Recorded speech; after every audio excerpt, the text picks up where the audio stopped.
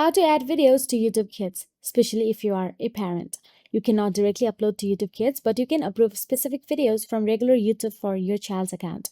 First of all, open the YouTube Kids app on your mobile device and make sure that you are logged into your YouTube Kids. So, once inside it, tap on the settings or gear icon available at the top right corner of your screen. Then you'll be asked for your passcode or you need to solve some simple basic mathematics. Simply tap on the done, then tap on your account name of your child. So here as you can see, Sam. Now all you have to do is enter your Google account password. So once you enter the Google account password, tap on the next option available there. Then simply tap on the Edit Settings option available from there. Once you tap on the Edit Settings, you will be navigated to change your content for your child profile. Now here, simply slide down a little bit on the right hand side and there you'll get to see Approve Content Yourself.